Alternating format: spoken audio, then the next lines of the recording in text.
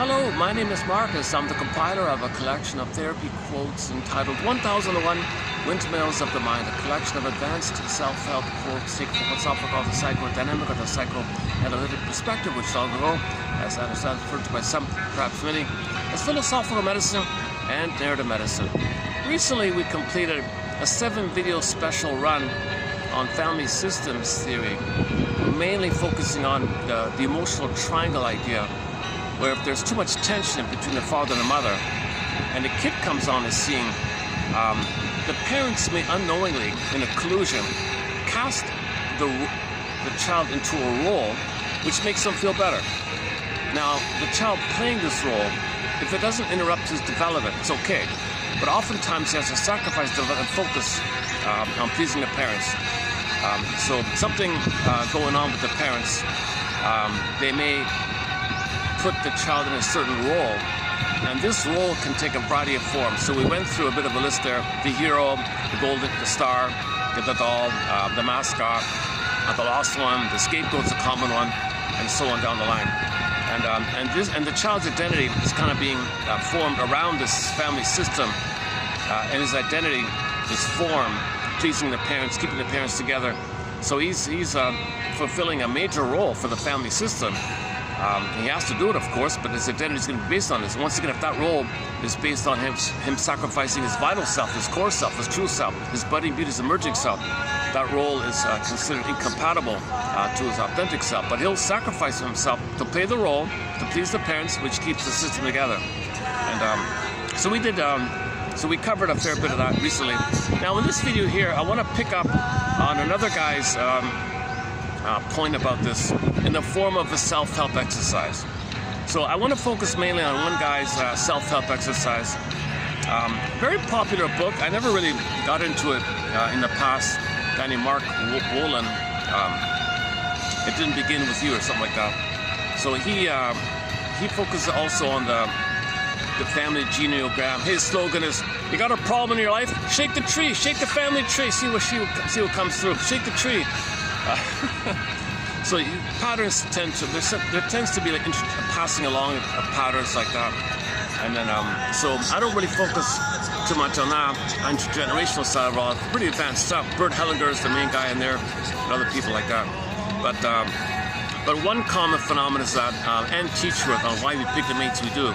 The child growing up may identify with one parent, and that means when they get married, they find a partner to play the other parent, and they recreate it from the imprint, as above, so below, and it continues like that. So it doesn't have to be about gender. So a man, for example, might kind of relate to identify with the mother, so to speak. That means when he gets married, he's looking for a wife, a woman who resembles the father. He plays the mother, his wife will play the father. They recreate a continuation based on the imprint, couple imprint. When the child's growing up, he watches his parents interact, very emotional. The child's it's like a training film, she calls it, is wiring it in. So when he grows up, gee, who am I gonna play? Well, they'll play the less painful one, I guess. And the one they admire, let's say, and help that one they admire get the need that their parent didn't get by choosing somebody to play the role, right? And that means they're going to continue the battle of the one they identified with. So another example, so a common example is if the firstborn is a girl, she might kind of identify with the father, feeling a little safer, like that. And the mother's too demanding, too painful. I want to be like the father. I don't want to marry. So she'll say, I don't want to marry a man like my father. So she kind of mimics the mother. Pardon me. If the daughter had a painful mother, she says, I don't want to marry a man like my mother. So she'll kind of take after the father's side like that. But by doing so, she's following the unconscious imprint where she will only be attracted to a man like the mother. So she marries the mother in effect. So her husband's kind of like the mother, and she's surprised. What the hell happened here? Well, the armoring, the defensive structure, your identity and the armoring, the thing is the whole defensive system, how you survived and set up thing like that. And you didn't get enough love to blossom out of. You're frozen there, so you continue the battle you're still trying to save the mother. So actually, her theory is you didn't get your parents' love, so you identify with the father and hope the father was trying to get love from his wife, and then he would have been a good father who would have saved your mother, who would have then loved you. So you're going to pick up this whole system where you play the father, find a man to play your mother, and see if you as your father, from the girl's point of view, can get his desired love from his wife, the mother, and that means he'll heal her, and then she'll return the love that the daughter needed. So in order for the daughter from the starting point to get with this love, she thinks she's got to fix the father because the father is wounded, but maybe he can be saved by his wife. So he'll pick up his battle. It's not going to work, but so something like that. So it's a very good book called Why We Pick the Mates We Do. I didn't say it too well this time around, right? If the firstborn, a common pattern is if the firstborn is a girl, she tends to take after the father and marry a man like the mother. If the firstborn is a boy, he'll take after the mother and marry a woman like the father. And they kind of continue where the parents left off, where they were frozen. But if the parents are frozen with unmet primary needs, and they were battling like that, and then you're kind of just recreating the thing. So this is the idea of family systems theory, a little bit like that. So this is famously known as the Oedipus complex, Oedipus triangle, love triangle, eternal love triangle. Okay, so it starts off with the two, that's called pre-Oedipal, like just a mother and a baby. If things go well, then he can blossom and then connect with the father, who teaches the child about the world outside the mother and develop resilience. If it's failed with the mother, the safety, the primary needs have failed the mother, you can't, and you transfer the father, he can't be the mother. The father's only uniquely qualified to teach the child about the world outside the mother. He can't do what the mother should have. There's your Oedipus. So in the myth, you got the marriage cycle. It's a metaphors. Myths are metaphors for inner dynamics, psychological dynamics, psychic, like dreams, like that. So in the dream, the fusion's still there. Didn't get enough love to get out of it. It's a link with the father. The father's absent. You're still tied there like that. And so we talked a lot about this kind of thing. So, okay, let me. I'm having a slightly off day today. I'm going to be making a few more mistakes, speaking mistakes. So I know I've made several already. Disclaimer: I'm not a counselor. I've never been analyzed. But I just came across this gentleman's book here. His book it's a very popular book. I never really noticed it before. It got translated into 39 languages, it said. Oh my goodness, it's all over the place. And his main, from what I gather at first glance, I didn't read the whole thing, but I just, like I usually do, just look for the main point kind of thing. Let me switch it up here for a sec. All right. The Last Glass of Wine by the rock band Mystery out of Quebec. One of the few songs I can play. It's an older song.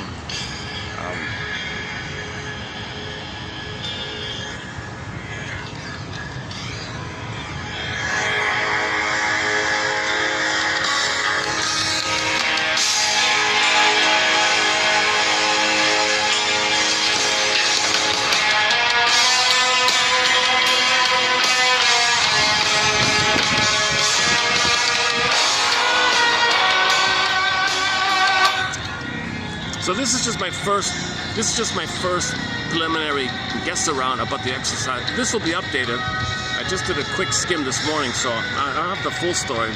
I tend to stumble a little bit in the beginning before I fully understand something, but I got to go through this kind of process. So let's give it a try here. Okay, so number one, fill in the blank. It's a closed exercise. So just freely fill in the blank. If my life fell apart, if nothing, well, hang on a second. Let me read it exactly. Hang on. I don't want to wreck it, kind of thing. It's better to read it yourself, kind of thing, and then just see. But let me see if I can more or less save it here. Okay, so fill in the blank. Where is it here? Okay, fill in the blank. If your life fell apart, if things went terribly wrong, what's your worst fear?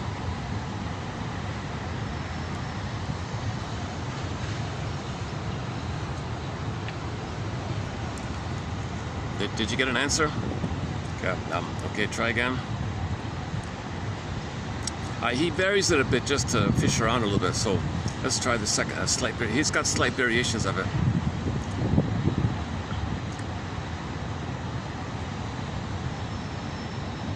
Where is it? If your life were to fall apart, if things were to go terribly wrong, what's your worst fear? What's the worst thing that could happen to you?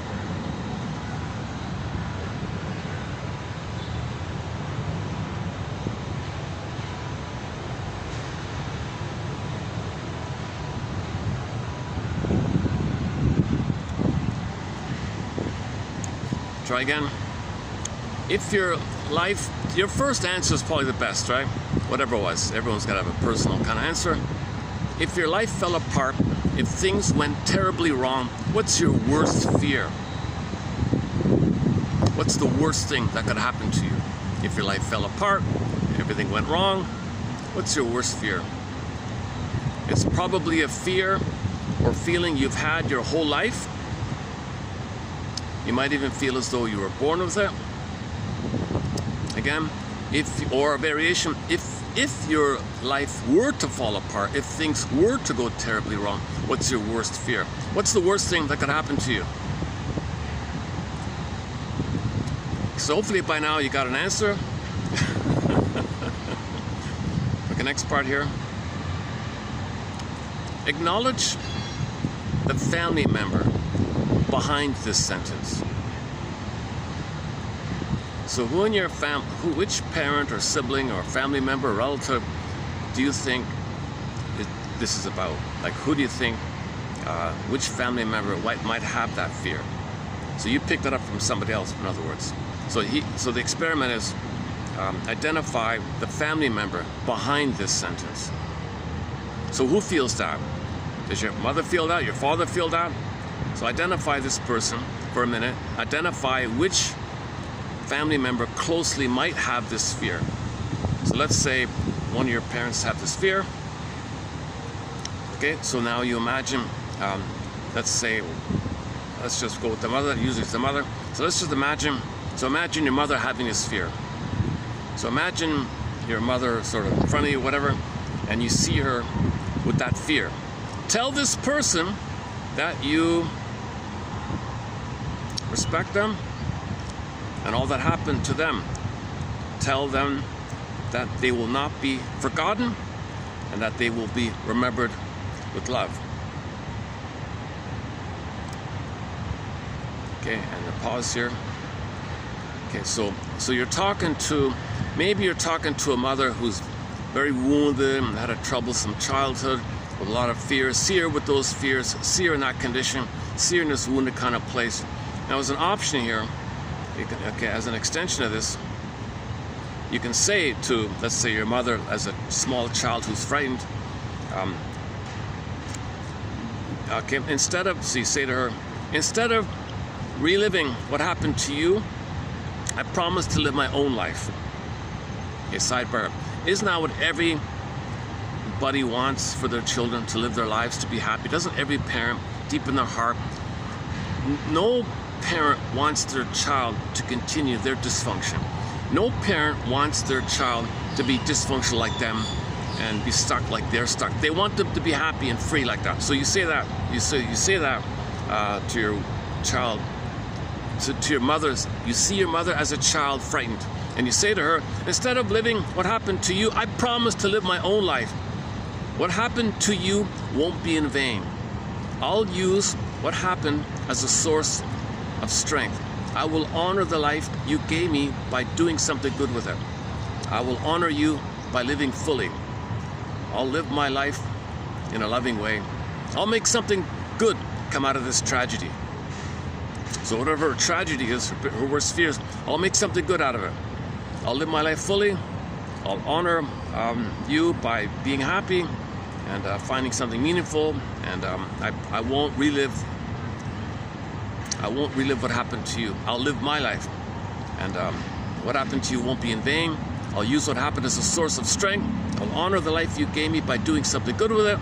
I will honor you by living fully. I'll live my life in a loving way. I'll make something good out of this tragedy, this experience, etc.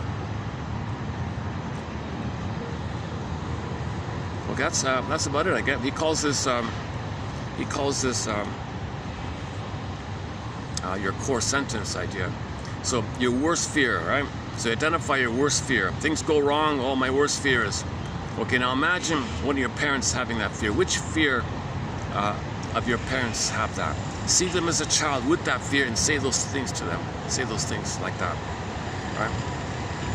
And now there's two things going on here, right? You're giving a little compassion to your parents for their situation, a little empathy for the situation. Plus, it's for yourself because you may have identified with some of that for yourself. So you may have internalized and picked that because you want like a invisible loyalty bond. So you kind of pick up that. So it's part of yourself like that, but it's theirs and it's yours. But you want to parse it out. So give some love to your parents as a children. See them as wounded. Look what happened to them. Maybe they had terrible things in their childhood. So see your parents as in traumatized state with all these fears. I will honor you and what you went through. I'm grateful, and I'll be happy. And that's what every parent wants for their children, right? So you're talking to your parent in the past, and you're in the future. So you want to tell your parent in the past,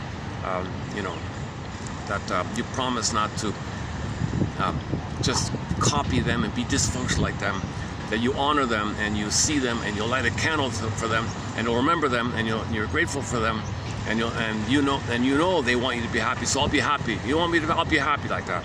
Because we create the false belief.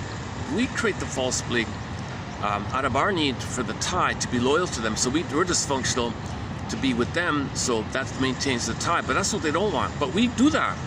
But they don't want that. Your parents want their children to be happy, but children think, no, I got to be unhappy to be tied there. But they don't really want that. They're in pain, so they create these things. They create these invisible bonds or bondages, invisible loyalty bonds or the ties that bind, all that. So you go back like that. You untwine it, and you acknowledge gratitude to your parents by looking at them as children in a wounded state, and seeing the fear, how they have that fear. And say, the hardship you're going through, I'll honor you and light a candle, I'll remember, and I'll be happy. They'll be happy. Parents will be happy to hear that. Right? And then that untwines you a little bit. And it might lead to a dream. If it works and you get a positive dream, that's a report card. Good job. You did the exercise right. Good job. So dreams are like report cards. They tell you what's going on in your soul. They give you feedback. So if you do it and you get a positive dream, things loosen up. And you get a positive, so energy comes back to you. You're more yourself again, things like that. So just exercise like that. Is that it?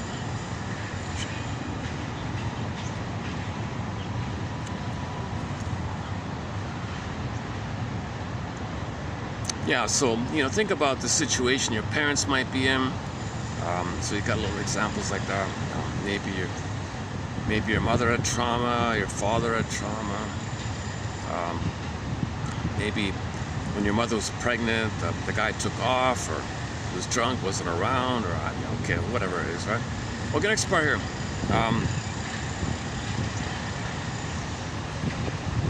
Yeah, so the father, and in the case of the father, imagine the effect on your father if, as a little boy, he lost his mother.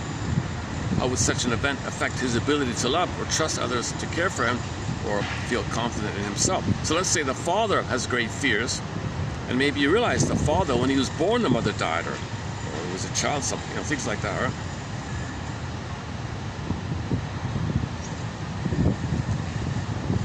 Okay, you got to be careful about this idea, this temptation to say totally reject a parent, because if you do that, you're reinforcing the tie, and you're still tied there. So you got to understand, not just totally hate or worship. When we reject a parent, we reject a part of ourselves.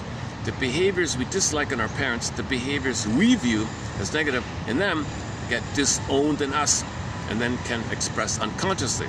Our unhealed relationship with our parents gets projected onto others. We'll either pull in partners with similar traits who treat us the same way as our parents, or we'll do the opposite. We'll attract caring partners, yet see them as uncaring, People interpret their actions in the most negative light. In our hypervigilance and inability to trust, we could even turn a good partner into a bad one, provoke them like that.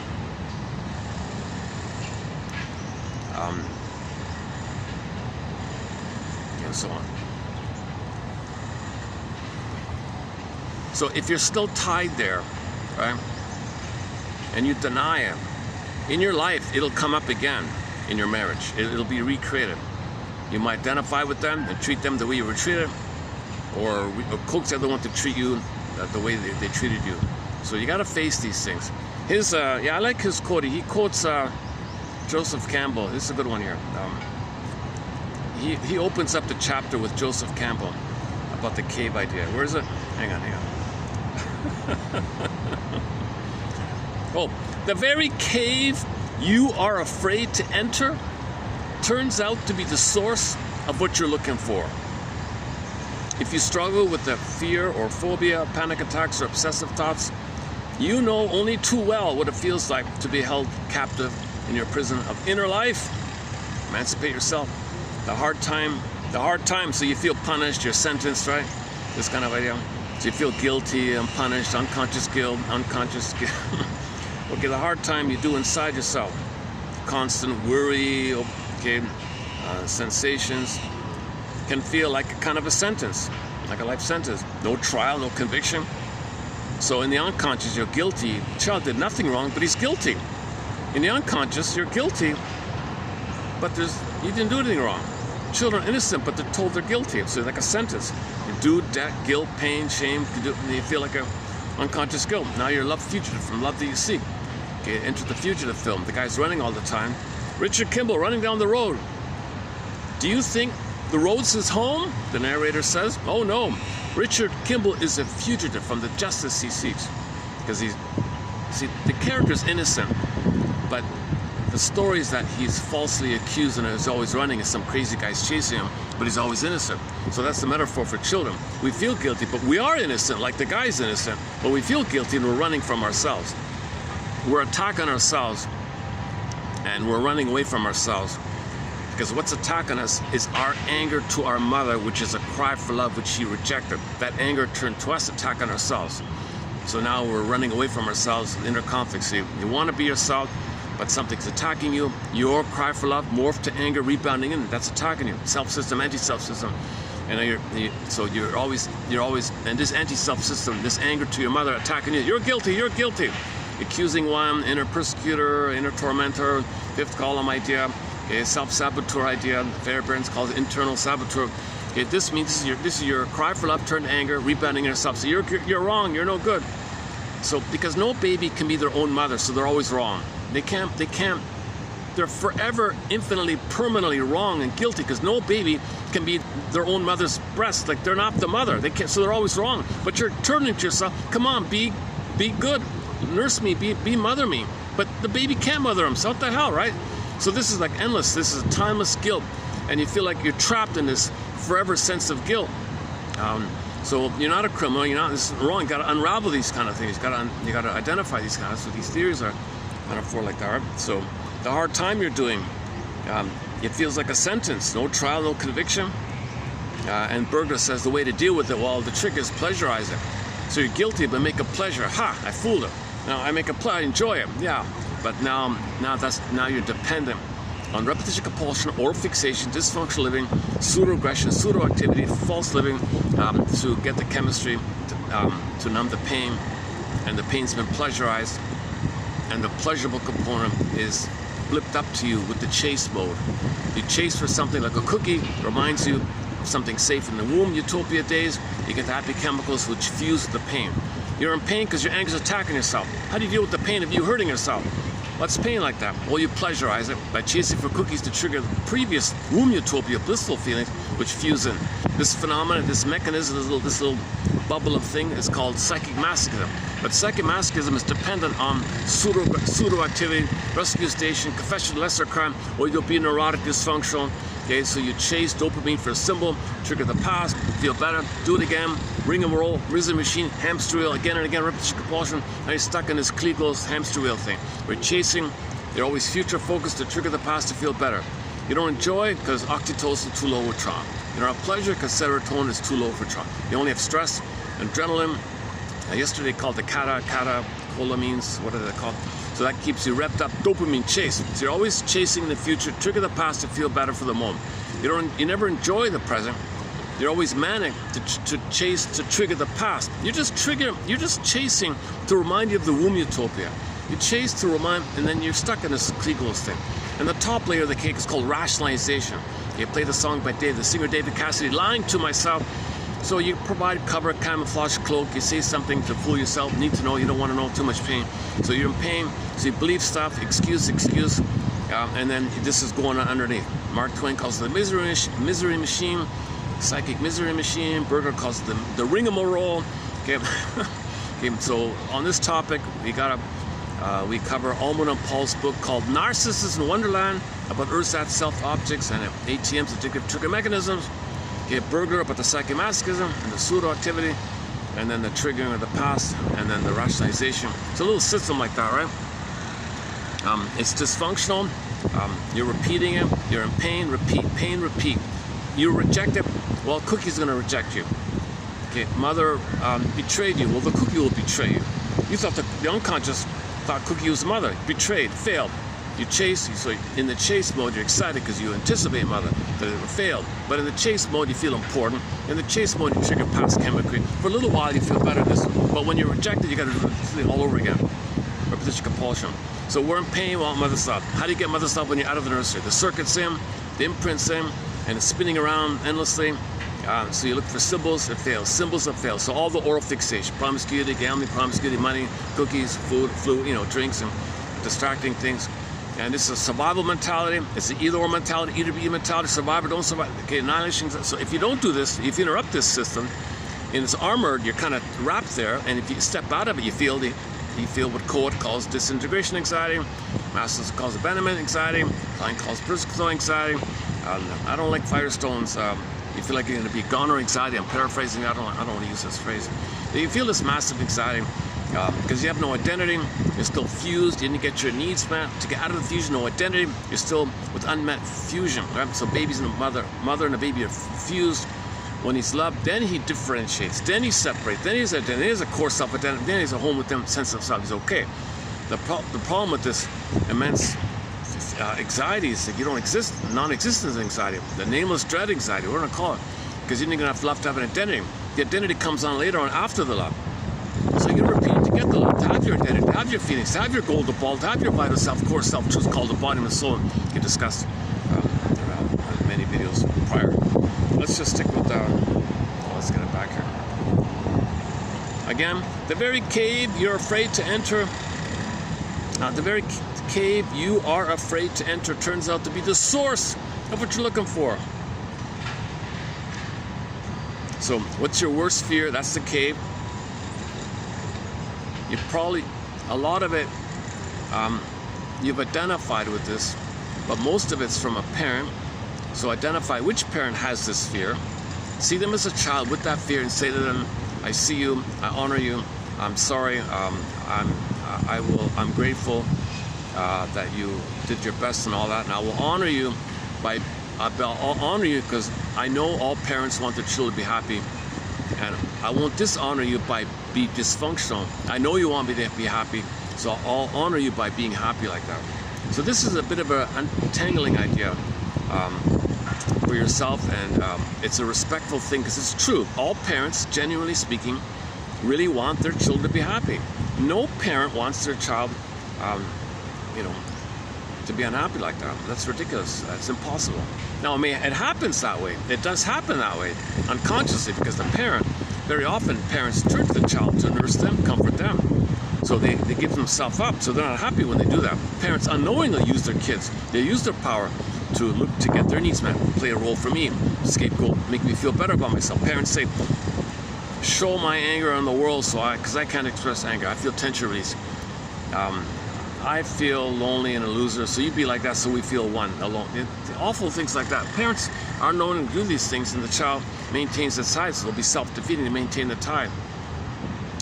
Actually, I don't have it here, but the one that I can a little bit relate to, I didn't post it here, was the people who have a hard time accepting things, like someone offers you some, no thanks. I tend to do that a little bit, right? So that's because if you're a child and you were conditioned to always serve and give, you can't accept because you always got to give, right? So I tend to be a little like that. So when I notice some do you want this or do you want that? I'm like, oh no, never mind. I tend to lean on that. It makes me think that's a tie. I would be disloyal unconsciously. So today I bought the coffee thing. Would you like that? Yeah, no, I'll take it. Yeah, sure. So I wanted that kind of mutual thing, rather than my impulse. Oh no, I don't. No, thanks. It's okay. Because my imprint is I can't receive. My role was to give, to serve, to take care, right? So there's a lot of boys are put in this place where they got to save the parent like that. Let's go on here. If you struggle with fill in the blank, you know only too well what it feels like to be held captive in the prison of your own inner life. The hard time you feel inside yourself, the constant worry, the unnerving body sensations can feel like a life sentence, yet no trial or conviction has ever taken place. You must have read Burglar, because this is exactly the kind of thing Burglar would say. Read his book called Guilt and Unconscious. If you can find it, oh my God! Burglar's got a book which has not been digitized. I've been looking for it forever. It's called The Difference Between the Two Kinds of Guilts. How does it go again? Anyways, okay. Okay, so now your life is restricted. You're draining your vitality. Exhausting to live this way. A little play on words here. He says, "Well, finding a way out is simpler than you think. You just need to quote do time with a different kind of life sentence. A different kind of life sentence. Okay, the core sentence, the belief sentence. So you got an unconscious sentence, you're guilty for life. A different kind of sentence is a thing you write down on a piece of paper with a pen, that kind of sentence. Grammar, words, grammar, that kind of sentence. So change your sentences."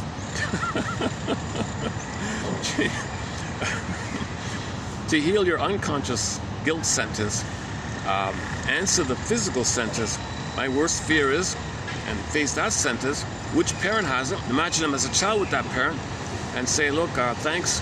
I will honor you and appreciate the gifts that you gave me by doing the best I can in my life, and I'll honor you by being happy. I'll honor you, and I'll have gratitude, and I'll shine a candle. I'll remember this, and I appreciate what the best you did like that, and I'll accept that, and I'll honor you by doing life in a positive way." Because if you this is to undo the unconscious guilt loyalty trip, to get out of the unconscious sentence idea. If it works, you'll get a positive dream. That's a report card. Good work. Your soul said, "Good work. Here's a positive dream."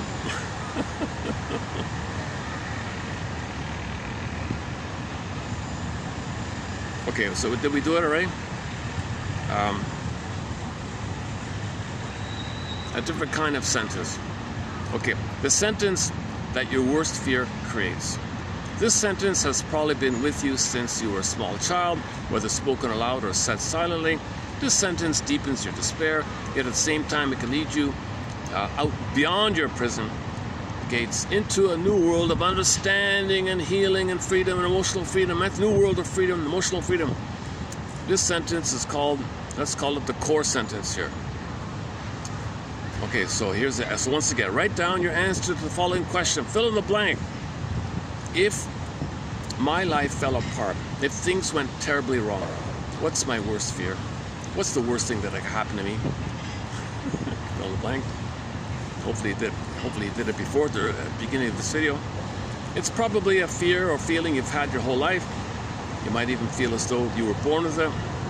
Forget that part. How do you... Okay, I don't want to get into this debate about these more obscure ideas that he has there. So I don't go with a lot of the invisible speculation, theoretically maybe, but practically I don't know what to do. I just focus on the useful.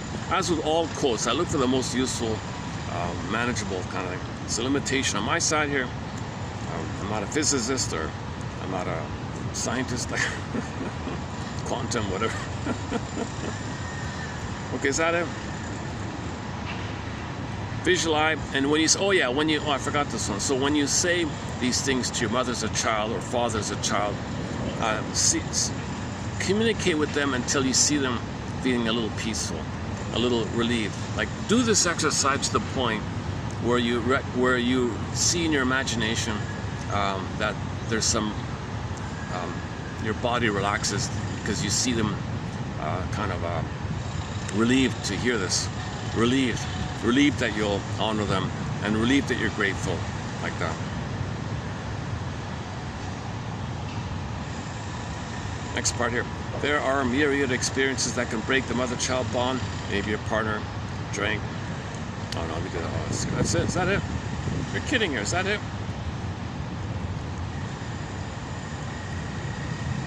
Hang on. That can't be right. Well, I guess that's it. Okay, I've got one here from Mr. Kern. We don't have many from. It's funny. He's such a big name. I don't have any. I barely have any quotes from Mr. Kernberg here, but this one's okay. About the therapy process in general. The systemic interpretation of resistances gradually permits an ever-growing freedom of free association and helps the seeker of truth, helps the seeker to become aware of his or her unconscious desires and fears, fantasies and terrors, traumatic situations, and unresolved mourning. Okay, that's the basic thing. So you got these defenses. So this is in your conscious realm. Somebody points out to you. You change the topic. You were talking about the night, talking about that. That's a resistance. That's a defense against the pain you were feeling. I noticed you changed the topic. That's a defense. Then, oh yeah, I was feeling something. Okay, then stuff comes up. So defense before contact. This is all in your conscious realm. Yesterday's topic was this gambit where people use tricks to bypass your resistance, bypass your defense, and the danger and risk about it. So check out yesterday's video. We did a little bit about that. About the tricks people did mainly in the 70s, the breathing tricks and other tricks to bypass and the harm it can cause. So no, psychoanalysis is about building your ego, building your conscious awareness. The consciousness is your ticket, like to your freedom. You need the consciousness to get out of this.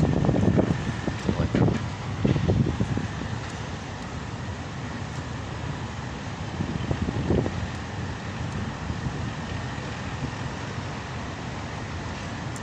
Okay, yeah, that's it, eh? Okay, quick follow-up. In the pipeline, 3345 is part 2 of this man's work. Let's read these ones here. Oh yeah, okay. We don't need to reject our parents to repeat their misfortunes. Sometimes we share an unconscious bond that keeps us mired in a similar experience. Despite our best efforts to succeed, we can find ourselves unable to achieve more in our lives than they achieved in theirs. Very common phenomenon. You don't want to lose the time. You don't want to lose the hope. If you're successful, that implies they loved you and you're on your own, but you were never loved by them, so how do you do it? To maintain the hope, you maintain the dysfunction, you maintain the tie. To maintain the hope, you self-defeat for all that. Dysfunction is the hope for get mother's love. Dysfunction maintains the hope. So ultimately, yes, you want to give the all hope to get mother's love in the past. And this guy's exercise is pretty good. Imagine your fear. Imagine they have that fear. See them as a child with that fear. And I honor you, and I thank you, and I'll do whatever. I'll follow nature's course of being myself, like that. So self-defeating behavior, self-sabotaging behavior, because you're afraid to lose the tie. The tie is very strong because the mother wanted oneness, and that's your identity, to give them oneness, and then they'll love you in return. It never happens, so you're still waiting. You can wait your whole life for a mother to love you. It's a bittersweet. It's in your mind now. They might be long gone, but you follow it in your mind, and it's an imprint, and you're following this map, this childhood map, self-defeating, waiting for the mother in the mind to love you, as if you're gonna time she's gonna come. You'll get mother's love in the past. So you gotta understand your mother, forgive her, show gratitude for her efforts, and say it in your visualization exercise. The sentences he has here. Next one here. Unfinished business with either parent can cloud our work life as well as our social life by unconsciously replaying unresolved family dynamics. We're likely to create conflicts instead of authentic connections. With old projections aimed at our bosses or co-workers, it can be difficult to flourish. So if you got a lot of pain with your parents like that, famously known as transference, okay, so this is common, right? Yeah, the guy had a very demanding, abusive, verbally shouting, aggressive mother. He had to work for a lady in the office. He rebelled against her. He couldn't get along with her because he was fighting with his mother projected onto her. And the woman said, "Why are you fighting with me for?" "I don't know, I can't help it. I feel like you're criticizing me and nothing I do is right." And you say, "I'm just giving you helpful feedback. I'm not criticizing, I'm pointing out something to you so things get better here. And you're criticizing me." "Okay, hold the phone here. Who in your home criticized you?" "Son of a gun. You're right, my mother criticized me." "Do I look like her? What do I have in common with her?" "Well, she's a woman, you're a woman." "Anything else?" "No, not really." "Okay." I'm paraphrasing, I forgot that quote. Again, unfinished business with either parent can cloud our work life as well as our social life by unconsciously replaying unresolved family dynamics. We're likely to create conflicts instead of authentic connections, so there won't be an authentic connection. This is called transference. See, neurotics only have transference relationship, transference stuff, transference dynamic. They only have 145. Every new situation, they reel after one and only two. The present's still the past. The present's the reliving of the past. So the guy fighting with the female boss is still fighting with the mother. He had a problem with the mother, 45 record, plays it again in the workplace, plays it again every day. Neurotics only relate in a certain way, only feel in a certain way, the past ways. And that's all he has. It's a limited range, it's an armoring idea. He doesn't want to step out of it. When you step out of it, you feel anxiety, so reverts to it. So he coaxes and prods and hopes. He actually wants the boss lady to be critical so he can continue the fight that he had with the mother. He hopes to recreate it. Now, reality check here. He'll be a difficult person, she'll fire him, and then he'll do it again at the next office maybe until he realizes it.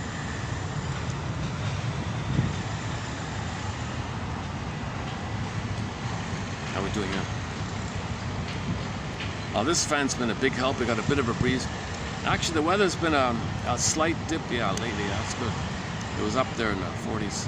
I mean, with the heat factor, now maybe it's dipped under 40. This is manageable, yeah. Okay. How are we doing here?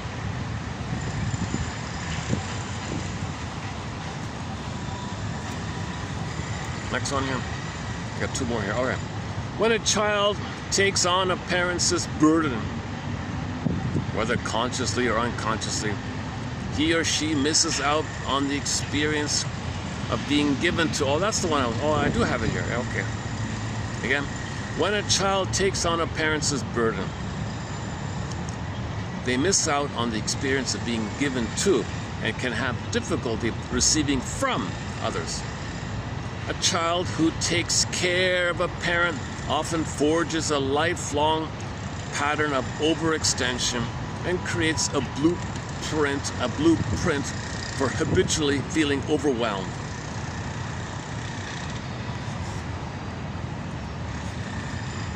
Did I get that right? So the parent has a burden. The child takes on the burden. The child feels, I gotta save you, right? So I gotta give and give and give. Nothing's ever good. Overextend, give more. Nothing's ever right. So no baby can be the mother. No baby can be his own grandmother and nurse his mother. It's never enough. It's never gonna work. It's insatiable. Yesterday was the topic of the Wendigo. That's a new one about the Wendigo thing. So when there's no identity, in the unconscious, there's this phantom in myths and fairy tales. To talk about a severe trauma that a child might have. He might have an oral, rageful, desperate. It's still a cry for love, but it's destructive. So that's the most extreme of the most extreme, the most graphic extreme thing is this devilish character called the Wendigo thing, right? So that's in the backdrop. And the plunder system is sometimes called Wendigo Incorporated. I didn't know that. So, because we're gobbling up the planet, we're devouring the planet for quick buck, do it again, quick buck. Doesn't work. We're eating up the planet, gobbling up the planet. This is the oral issue, the oral rage, the oral entitlement. It doesn't work because there's an emptiness there. Didn't get mothers up. Repeat, fails, repeat, fails, repeat, fails. Rage increases, demanding, more rage, and it's destructive like that. So that image of the Wendigo thing, that means there's no identity there. It's this vacant, dreamy thing, but it's the force is there because that's your missing you, your phantom you, this invisible phantom thing. But it's powerful because it drives the person, and when real needs are not met, you have the unconscious hope for the fulfillment of it, called repetition compulsion. So greed is gobble, doesn't work, gobble doesn't work. So this Wendigo thing, okay, devil, wicked queen, wicked witches eating all the time, okay, the witch and Hansel and Gretel, gobbling, this cannibalistic thing. So the book is called Columbus and the Cannibal, okay, the conquistadors and the cannibal. All this gobbling when the people came over to Turtle Island, they gobbled everything, right? That's from them. Don't blame the peaceful indigenous people who lived in peace with the feelings and a sophisticated, refined, emotional cultivation and civilization. Yes, they were primitive technology, but they were advancing the feminine, the feeling. There was no greed and envy over there like that.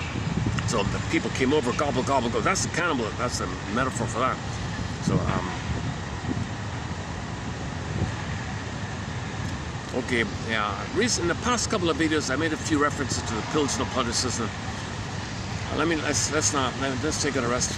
It's a very emotional topic. This kind of thing. How did I get into that? Oh yeah. So the mother might be like that. The mother's voraciously greedy, voraciously entitled. Come on, baby. So the child's put into the role. Okay, I gotta give. So that's the imprint. That's his attachment. That's his tie. That's his conditioning. Of course, he'll give himself up, and he spends his life giving. So he goes through life as a giver, let's say. He's always giving, no one's pleased. And I remember once I tried to give, and they questioned or something. Hey, why you question? I'm just a little friendly little thing. I wasn't aware of why I was giving something to somebody like that. I thought it was just, I made the excuse, rationalization, I'm lying to myself.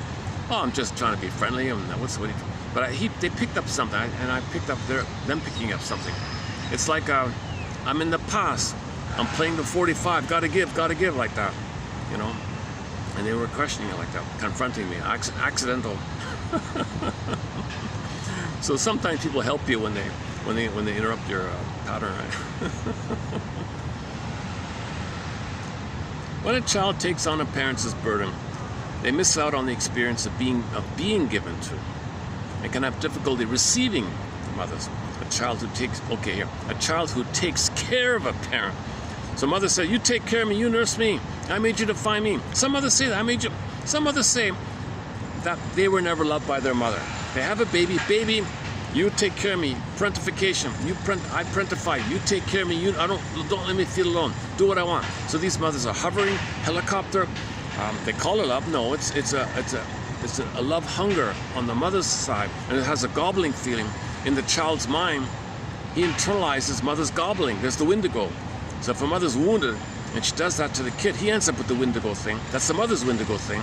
And the child feels empty, and you got two Wendigo things. You add it all up, he might become like that.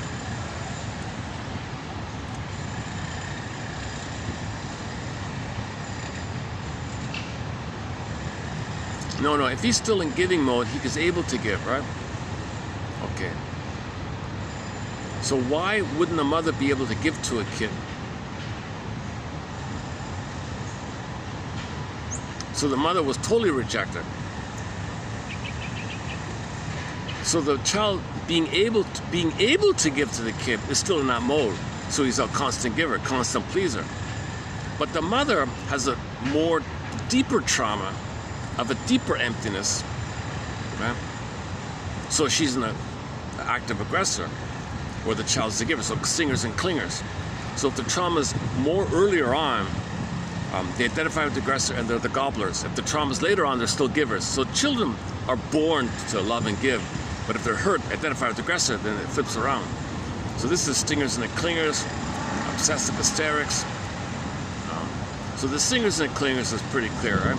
The stingers, narcissists, give, entitled, give, narcissists have the Wendigo. Give me greed, give me never enough, entitled, world owes me living, everything's depressed about siphon dry next, so they're in that kind of mode. So who are they drawing from? They're drawing from clingers and pleasers who condition I gotta give.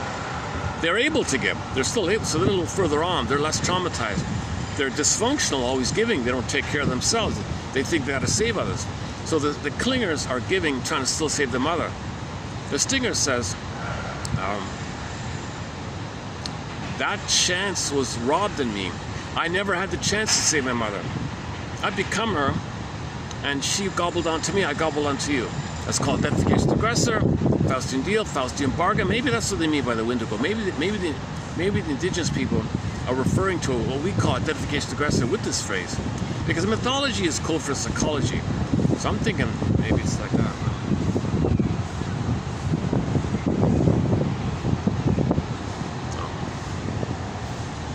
One more here. Okay, one more here. All right.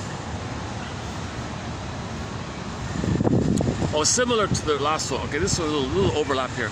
This one says, so different exercise, but it gives you an idea. It gives you a bit of an idea. So try this out as I read it. Let me see if I can read it properly. Ready? Imagine that your mother stands in front of you, like a few steps back. Like, imagine your mother's in front of you, a few steps back. It doesn't say how many. A few steps back. Whatever that is for you. Imagine that your mother stands a few steps away from you. She's in front of you, but a few steps back.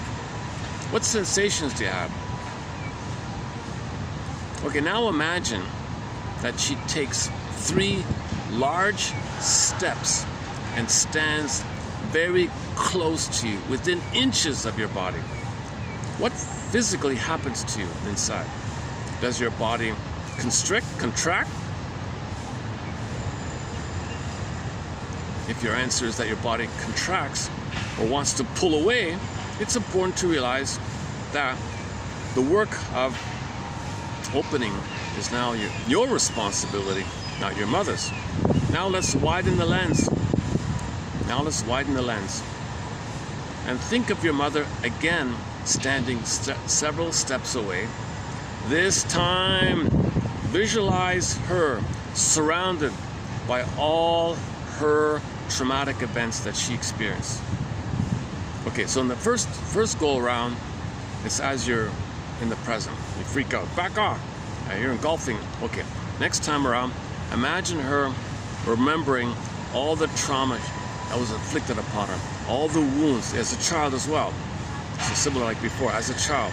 So imagine your mother's now shrunk down to a wounded child, terrorized child.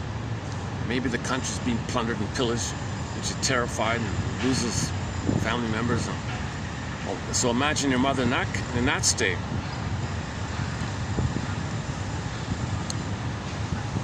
And then she steps toward you. Isn't it different?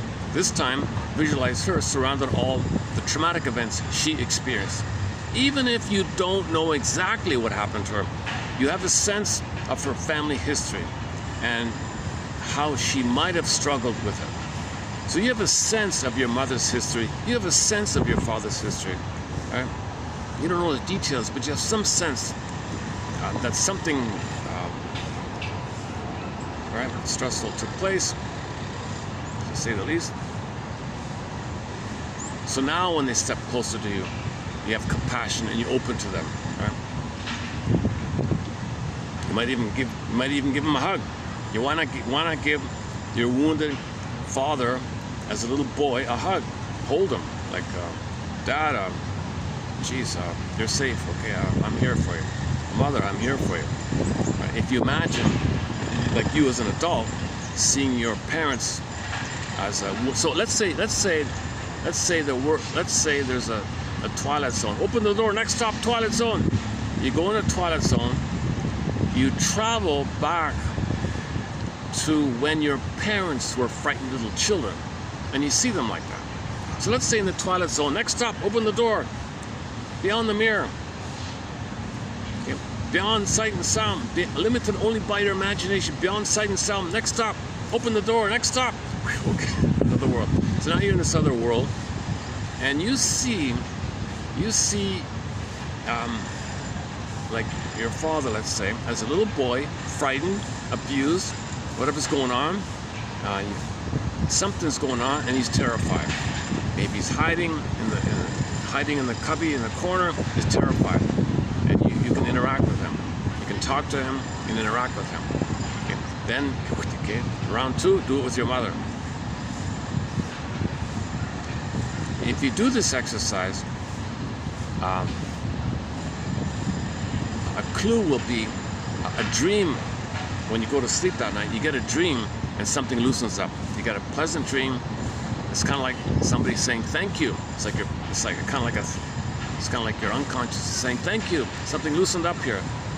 Okay. Yeah, that'd be a good Twilight Zone, eh? Rod Serling. Yeah, Rod Serling. About a year and a half ago in his hometown, finally, after all these decades, they finally put up a statue. There's now a statue, a nice bronze statue of Rod Serling in his hometown with the door. Next stop.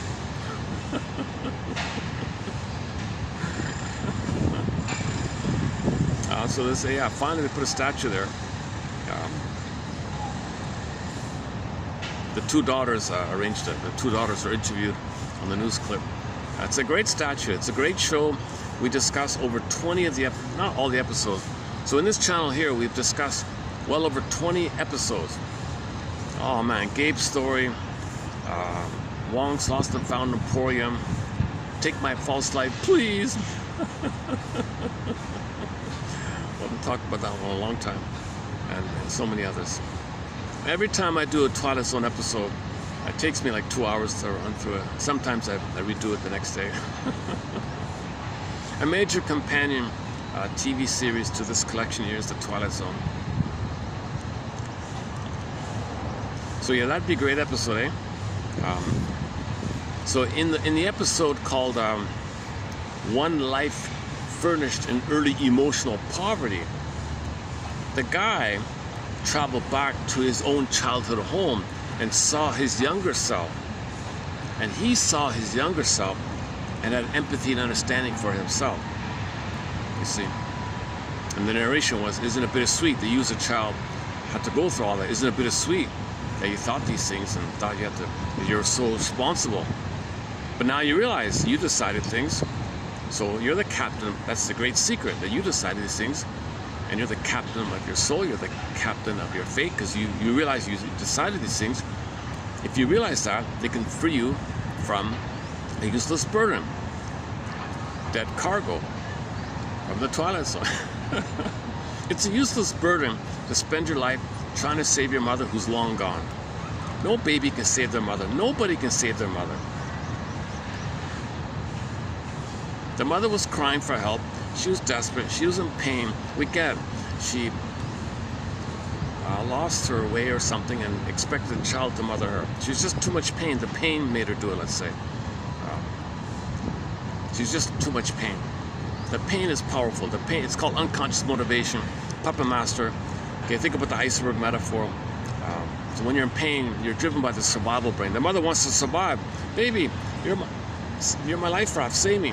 And child has to give up his development, play the role of savior, kind of thing. So a lot of boys who are put in that role, maybe they are quote unquote givers all. I'm always giving. I never receive. I can't receive. I always give. But that's a bit. It gets a little too much, because then if they at some point they're going to get angry because they never feel their identity. They're trapped in this blueprint of always giving all this. So they're the givers, the caretakers. Yes, they can get a job, they can get a profession in that field, be a nurse or something, be a teacher or nurse. They're always giving, and they get money, and it's called sublimation. And they found a way to get some benefits by doing this, so they can feel comfortable in their misery. Called sublimation. If the job doesn't work, then you feel miserable, and you're sublimation is you found some way to get some benefits from your dysfunction, and those benefits reward you with some comforts some cookies. You could buy lots of cookies, so you're comfortable. Called secondary gain, but it doesn't heal the real issue like that.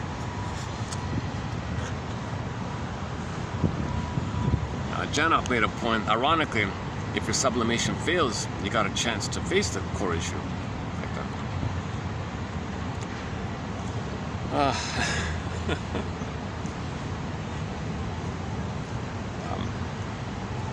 I'm not feeling like fully grounded or refreshed today, so I'm being a little. I'm not feeling very present. I'm a little absent-minded here today.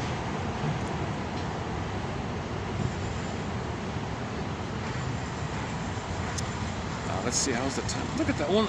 When I feel like this, an hour passes. I feel like I've been here for 3 hours.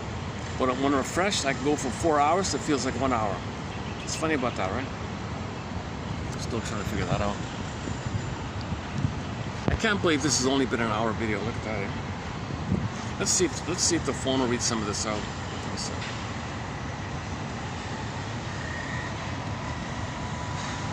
TQ 3,345.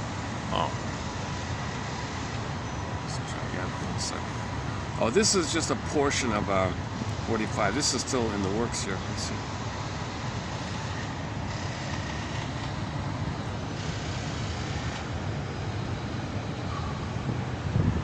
Imagine that your mother stands in front of you, a few steps away. Check inside. What sensations are you aware of? Now imagine that she takes 3 large steps and stands very close to you, within inches of your body. What physically happens inside you? Does your body open, or does it contract, or want to pull away? If your answer is that your body contracts or wants to pull away, it's important to realize that the work of opening is now your responsibility and not your mother's. Now let's widen the lens and think of your mother again standing several steps away. This time, visualize her surrounded by all the traumatic events she experienced. Even if you don't know exactly what happened to her, you have a sense of her family history and how she might have struggled in her life.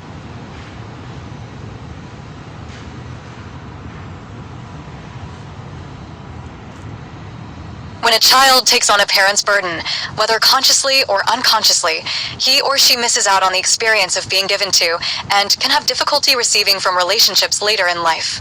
A child who takes care of a parent often forges a lifelong pattern of overextension and creates a blueprint for habitually feeling overwhelmed.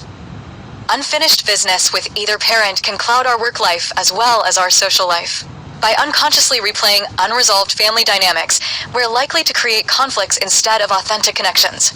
With old projections aimed at our bosses or coworkers, it can be difficult to flourish. We don't need to reject our parents to repeat their misfortunes. Sometimes we share an unconscious bond that keeps us mired in a similar experience. Despite our best efforts to succeed, we can find ourselves unable to achieve more in our lives than they achieved in theirs. M. Woolen. TQ 3,345. Apart. I like his slogan. Shake the family tree, shake the tree, get some fruits, get some... do you want to hear it? He's not a doctor. He's just like a typical PhD, I guess. I don't know nothing about this guy. He's a young guy. He got lucky. He got lucky. How a self-help book can get that kind of success. Oh, so what's happening? How'd that get there? I don't even watch that show. Where are we here? Mark. His name is Mark Woolen. Hang on a sec. He's got clips on here. Let me play one of the clips. Let me play the Shake the Family Tree clip. Here it is.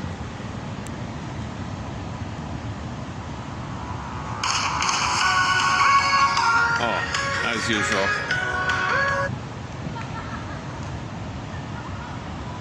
When we struggle with fears, feelings, anxiety, depression, phobias, OCD, things we can't explain, it is important to shake the family tree and see what falls out.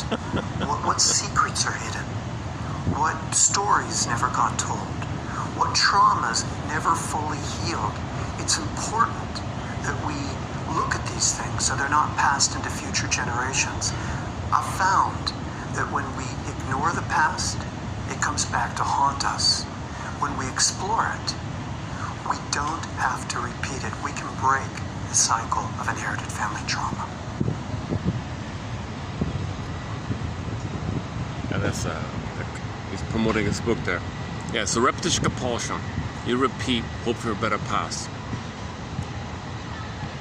And if you identify with a parent and they're repeating, you're repeating what they're repeating, and then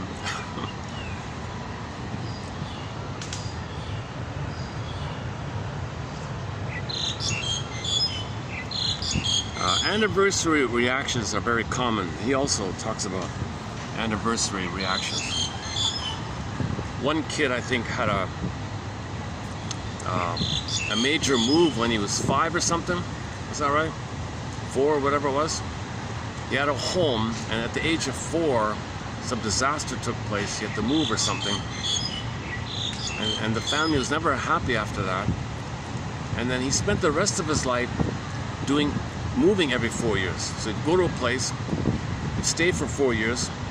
The emotion would come up, 4-year emotion, move. Stay in another place, new city, whatever. 4 years, I gotta move. 4 years, gotta move. Every 4 years, this person had to move or something. Because the imprint was the first 4 years, from birth to 4, he lived, but then a crash, and then a lot of pain. Repetition compulsion, unprocessed. We didn't process the pain of losing the home at the age 4. We don't even remember it, right? Kids don't. So let's say you grow up and move to your first place. After 4 years, I gotta go, I gotta panic, I gotta go. And you move, oh, okay, I feel better. 4 years later, same thing.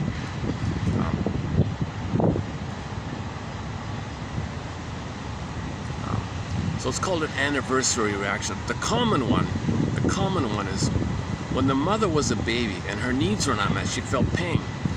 She grows up, has a baby. The baby has needs. Triggers, bing, bing. I had those needs, pain. I can't see your needs. It triggers my unmet needs and the pain. You having needs triggers me. I don't want to see your needs, squash it. So the mother squashes the child's needs, its soul, to not feel the pain of being reminded that she had needs. So this is like an anniversary kind of transitional.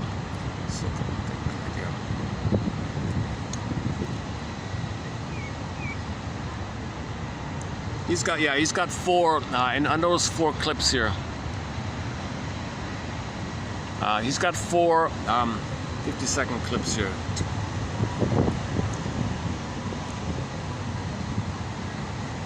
Okay. Yeah. So he's a follower of this Bert Hellinger guy. I haven't studied this Bert Hellinger guy.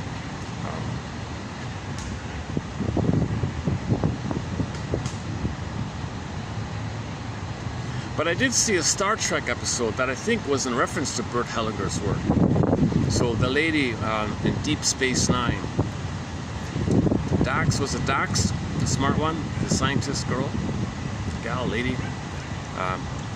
There was one episode where she had to imagine all these characters in her family tree and had to talk to all of them and say what she had to say. So there's her uncle, there's her aunt, and there's her grandfather, and finally the most traumatizing one was the aggressive father, and she had to face that.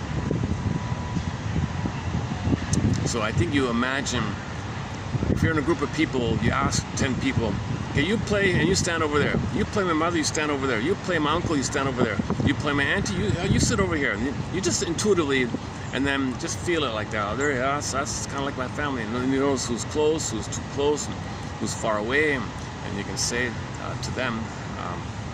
That's kind of like saying it to your mind a little bit.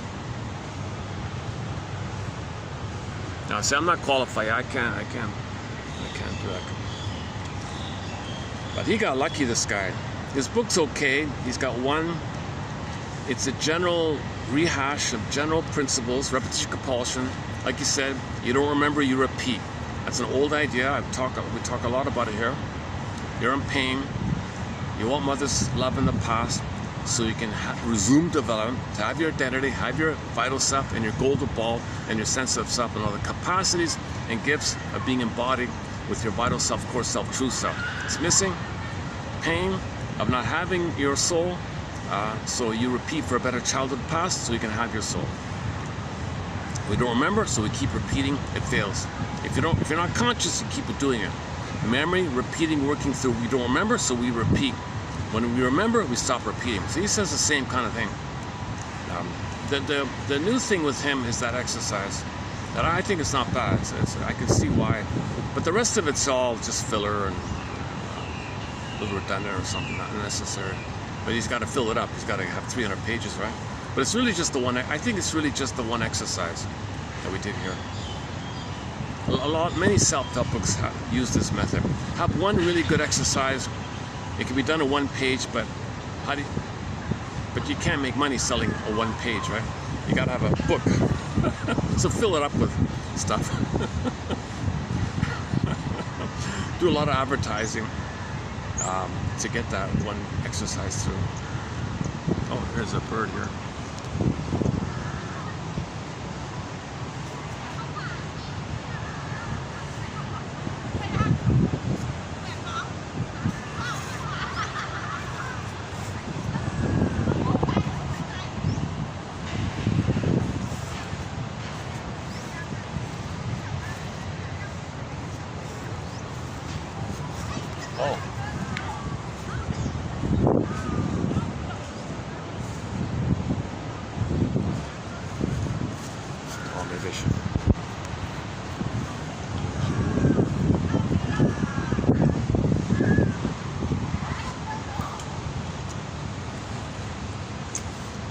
Yeah, yesterday I ended up with visiting the channel on YouTube called Radio Garden. You move the cursor around, and you can hear the radio station from any city in the world. Yesterday we got lucky. There were 2 nice songs from China, a city called Changsha.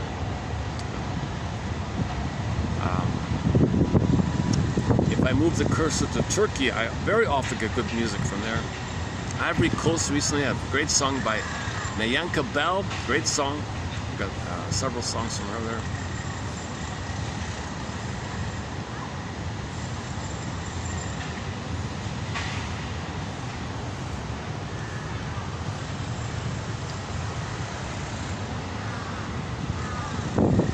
Yeah, I want to get more songs from China. We got Na Ying, she's a beloved singer in China, Na Ying.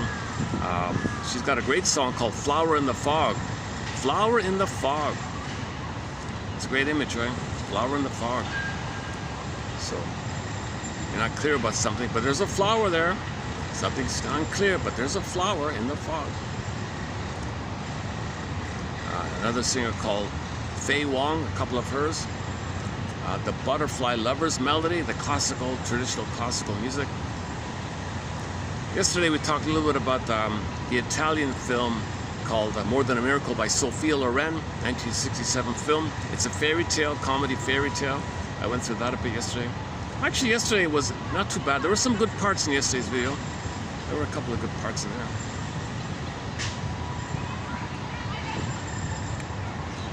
Okay, I guess that's it. Just leave it here for today. Oh.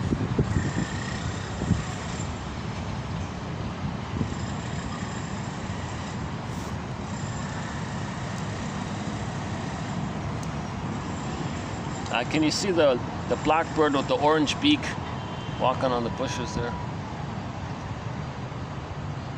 Orange beak and orange feet. If it's got a blue beak, oh, there we go. Oh, he was trying to catch the bug there.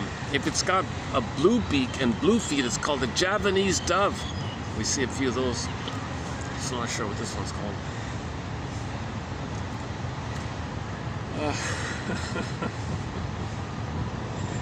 I feel like I'm missing something.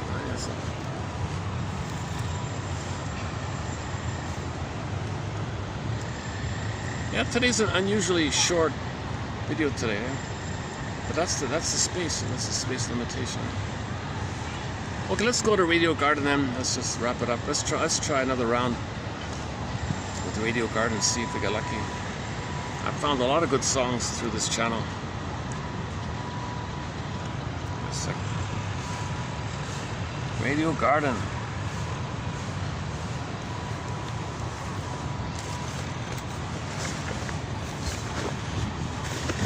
Let me do it this way here.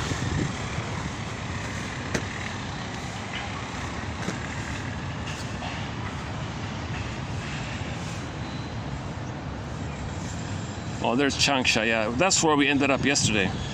Oh, Shangtang. Let's see if we get another. Let's see if we get lucky again here.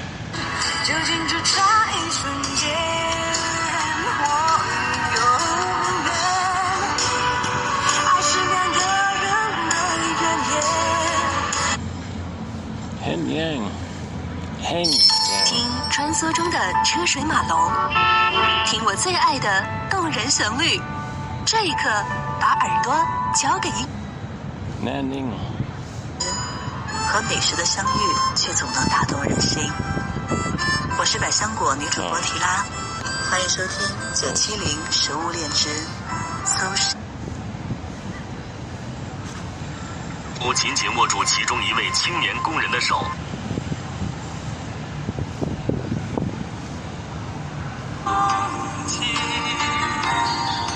就算你对我说别再烦我，开展一些一期车身长度缩短2毫米， Traffic. 加速。I'm sure it's busy. 汤伦送我情，原本印在课本上的诗句，此刻。 Oh, Thailand. Oh, let's go here. How about here? Failed to load. Huh? I can't really see anything here.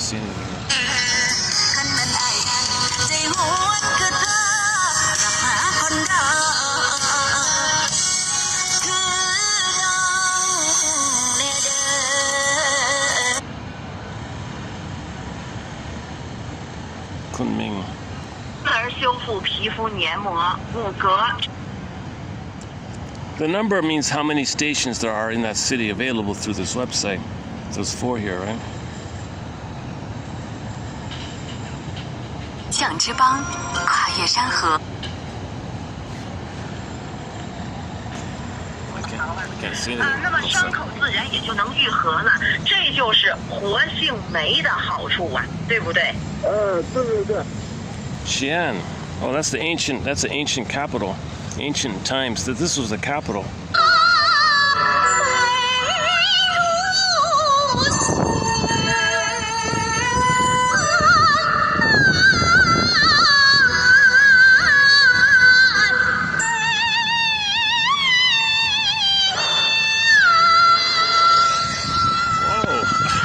Peking opera, right? Maybe Xi'an opera. Okay, let's wrap it up with some ancient opera. Sounds interesting. Submitted for your approval and consideration should you choose to accept it. Your mission is to visit the page entitled here in this channel, TQ Therapy Code TQ 3344 and 45. Those two. Oh no, stick to 44. Go to 3344 in this channel and read that exercise. Oh, song's over. Hang on a sec, let's change it. Sorry, another one here. Hang on. 这次优惠活动咋还没？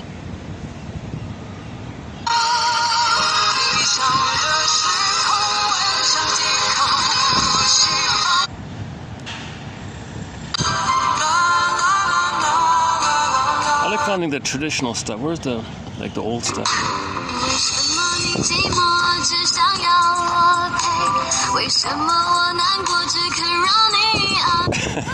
Sounds fun. Okay. That sounds like Wang Fei little collection.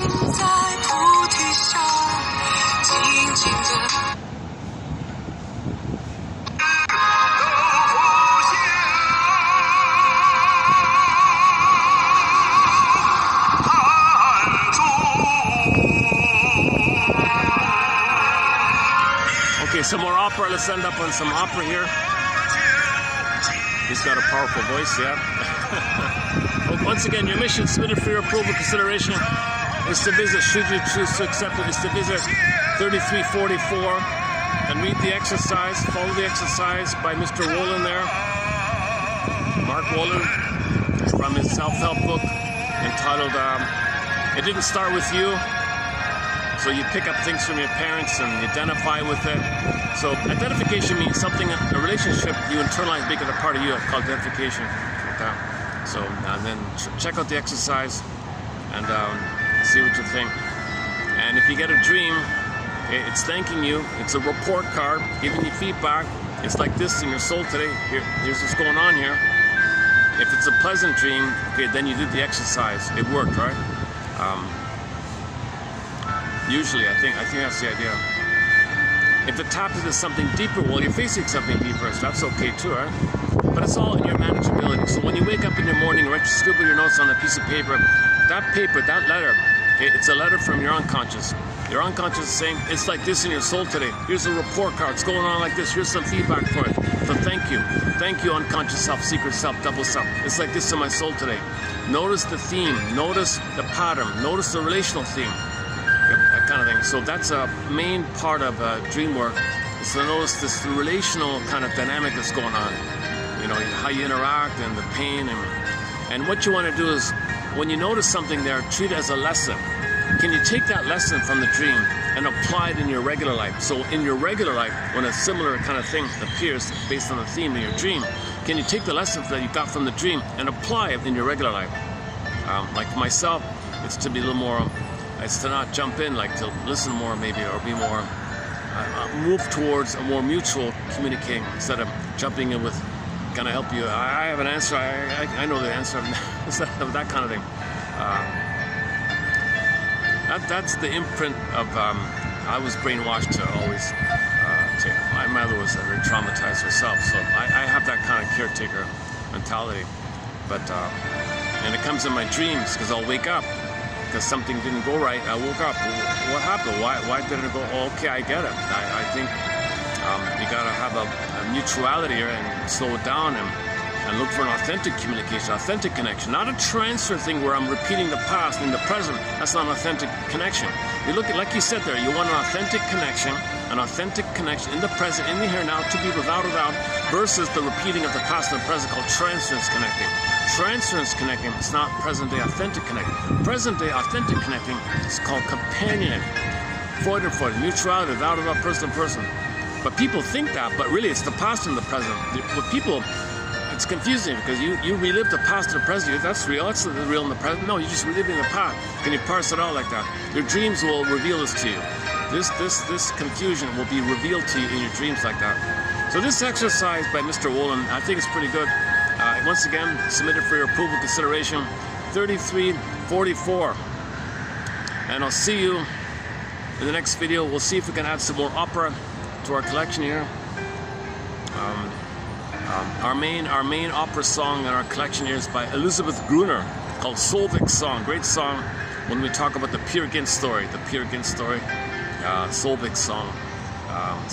That's my favorite cover of my favorite rendition of Solvik's Song. It's sung in German way long time ago. Elizabeth Bruner, great song. And I'll see you in the next video. What is this? What is this one here? What happened here? The opera's over?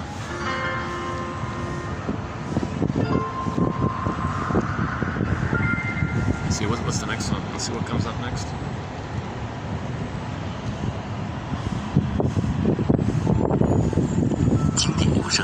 Oh. Let's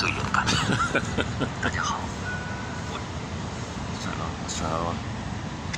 FM 1024 河北广播电视台。 Traffic. Well, that's from the Traffic channel. News radio.热情耐心。 Oh, Traffic.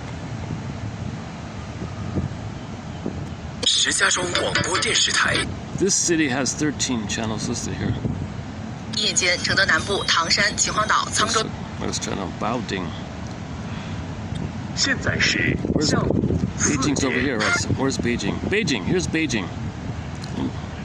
Sports radio. Advertisements everywhere, eh? 预示着中午的好胃口。急，墨镜该换新，趁着有补贴，赶紧来补。而这时的好莱坞虽 Joy, oh, Beijing Joy Radio. Okay, how about here? 您即将收听到的是玩转清新剂带你。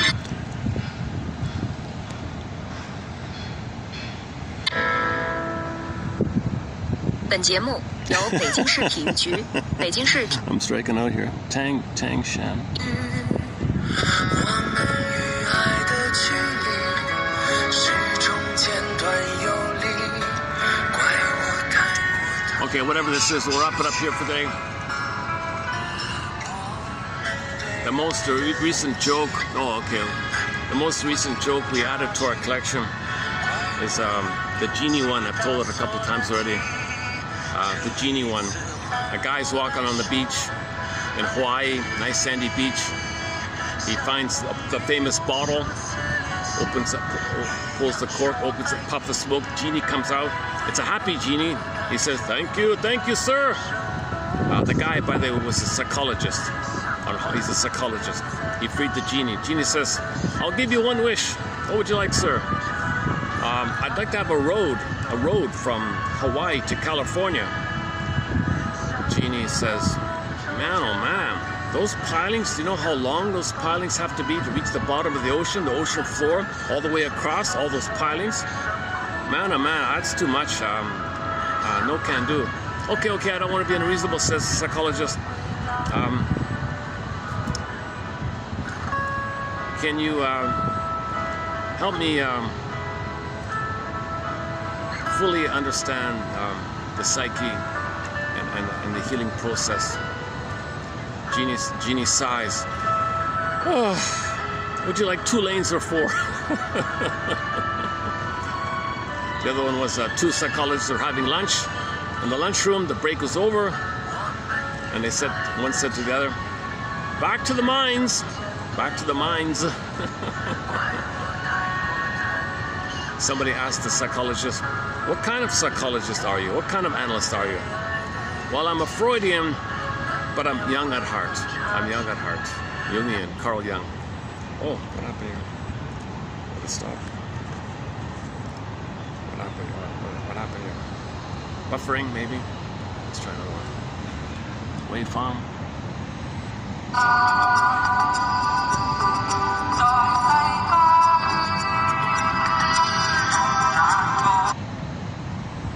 后面啊长了个小肉瘤，不疼不痒的，可是呢一吃辣一喝。取纤维，每一种纤维材料都有自己的性。Oh, Shanghai. Okay, here we go. Shanghai. 当中的国产芯片，今天国产 Classical. All right, classical.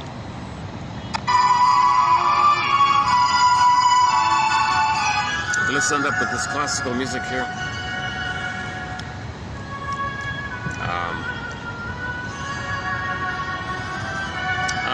Another recent one was Descartes, the guy who said, "I think, therefore I am," long ago, right? So he went to the. So it's about our identity is based on our feelings. I feel, therefore I am. It's the quality of our feelings that determines the quality of our life. I feel, therefore I am. It's mainly about the feeling, the embodiment, the feeling, the emotion, bodily commotion. Emotions are bodily commotions in the body. Your feeling, your sense of self, and your feelings. Okay, identity, gold to ball. Iron John, gold to ball. Okay, embodiment, radiance of feelings. It's a feeling. Thinking is an extra thing. Now, thinking can lead to, your identity and feelings. But the core of it all is I feel, therefore I am and I can feel. Feminine, masculine. Okay, like the image of night and day and moon and sun. Okay, feminine, masculine. Yeah, yin and yang. Yin and yang. Yeah. So this is apprehension, comprehension, affect, syntax, experiential knowing. True cognition, says Barnett, is with the affect, the feeling. True knowing is at feeling with your syntax and knowledge and communication, articulation that's conscious, okay, in the body. Link is experiential knowing, right? So I feel their friend. But the Mr. Descartes guy, long ago said, I don't know about feelings. I don't want to feel. I just want to think. Well, if you just want to think, okay, and you don't want to feel, I just think that's because you have a hard time feeling. You have a hard time feeling. Defense against fear. I think therefore I am. Yeah, I just think. I don't want to feel. I just don't think so. It's schizoid. It's too much in the head. You're way too much in the head. I think therefore I am. I think, and that's good enough. I just think. I don't want to feel. I just think. So Descartes went to the restaurant. He went to the restaurant and ordered tea, and the waitress said to Mr. Descartes, "Oh, hello there, Mr. Descartes. Long time no see. Would you like some honey or lemon with your tea?" So he's a philosopher. He hums and haws and says, "I think not." Poof, he disappeared. I think.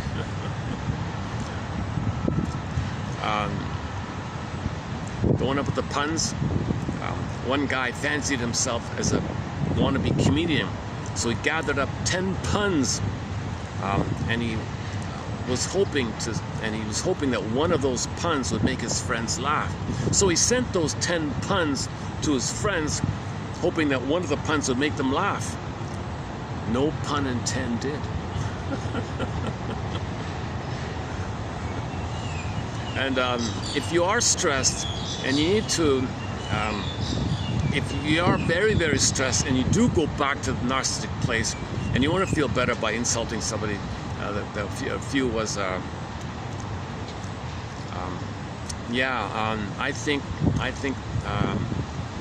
think he's a few sandwiches short of a picnic. I think not all the chairs are at the table. There's a couple other ones like that. I don't really cover those kind of put-down jokes. See, that's the narcissistic place. Mother shamed you, too much tension. Find someone to play you, you shame them, disperse the tension, relief theory of humor, but it's at somebody's expense. So that's when you're under stress. Now, if it's constant like that, if your personality's narcissistic, then you're always cynical like that. But under stress, we can temporarily do that kind of. Someone cuts you off, and you might be able to. So that's a momentary thing. But some people have a permanent structure of a cynicism, sarcasm, and schadenfreude like that. So their humor is dark humor, black humor. But a regular humor is the relief of knowing more about yourself. Like a both and thing. So more playful, more fun, not at somebody's expense like that. So we have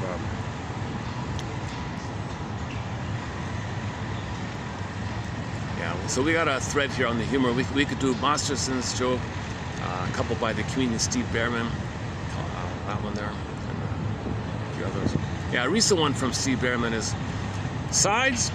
Did you say sides? I say this idea of sides. We throw it over the side. I say there are only angles, and when we see things from the right angle, we're all on the same side. Human family, Earth family, we're all on the same side. We're all on the same side. Human family.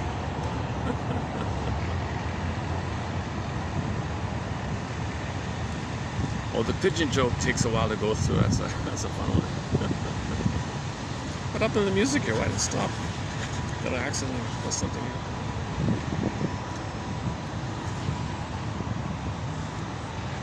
Where are we? Oh, back? Okay. So back.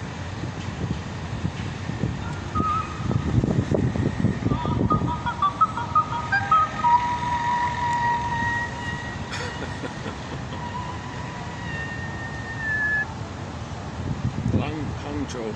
Let's try this one here.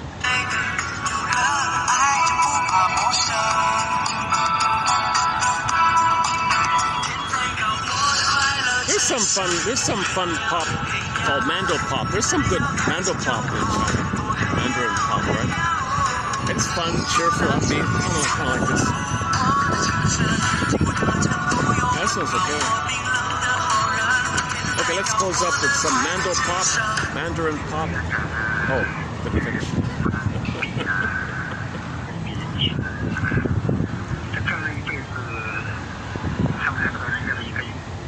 Fuzhou. How about this one here? Is it News Hour? What is it? Oh yeah, oh right. Guangzhou. How about here?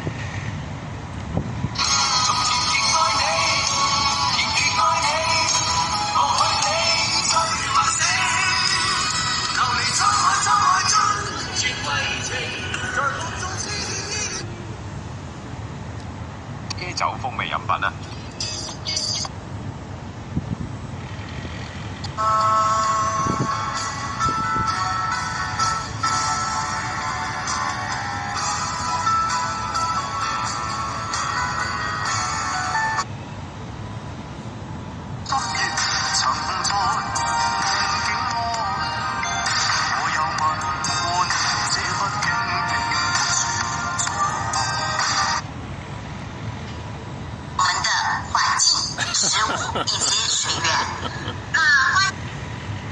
？No idea what she's saying.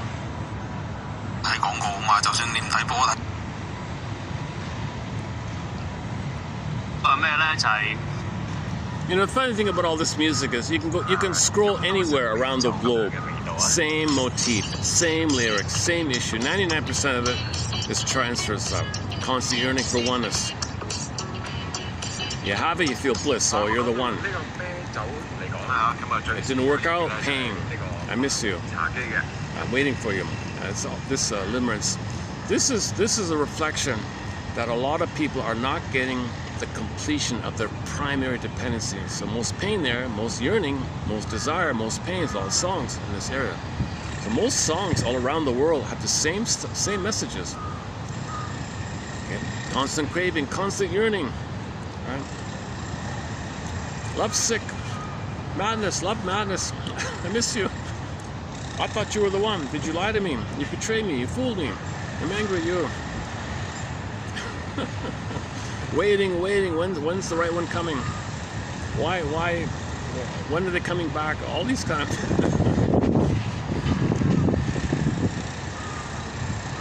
We don't have. So notice the abundance of songs in that area. It's hard to find a song that's about the mutuality of companion and love, right? Like the creativity of the we. Let's build our marriage that's good for both of us. Those kind of songs, right? It's more about, I need the blissful honeymoon. Oh man.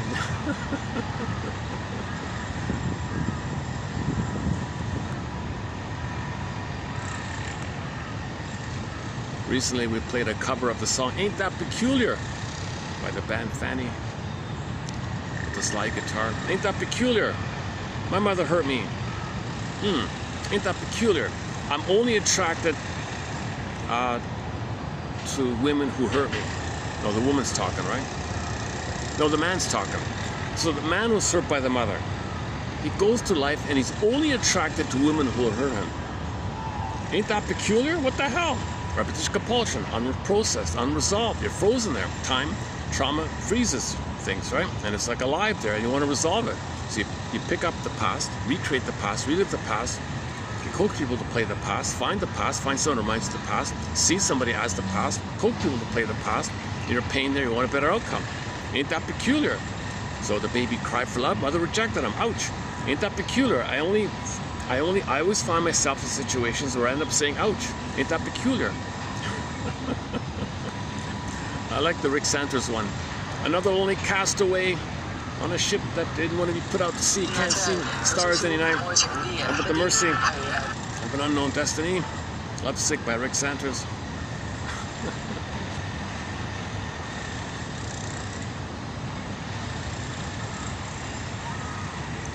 Okay. How's the battery? Let's see the battery. 20%. Look at that, eh? I've only got about 10 minutes left on the battery, anyways. Okay, let's wrap it up here, anyways. One last song. Let's pick something from the playlist here in a sec. Okay, let's pick one last song, and when it ends, so let's stop button. Ain't That Peculiar? Should we play that one?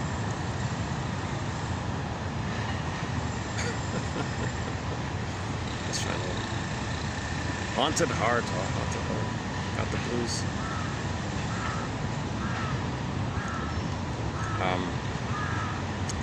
Let's pick one here.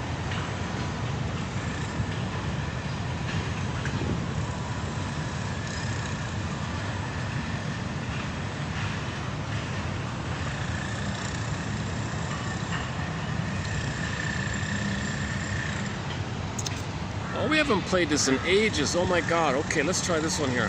From the band Delirium, the band who plays Self-Saboteur. Great song. Check out the song.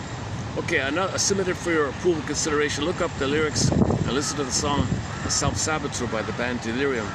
From the same band, I haven't played this in ages. I forgot about this one, called Fallen.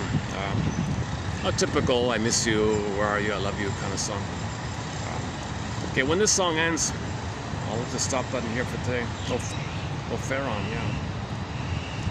Farron, the folk singer Farron, just celebrated her 74th birthday. Happy birthday to Farron. Interesting singer. We have several of her songs on a soundtrack. Okay, let's close up with some Delirium. And I'll see you in the next video. Thanks very much.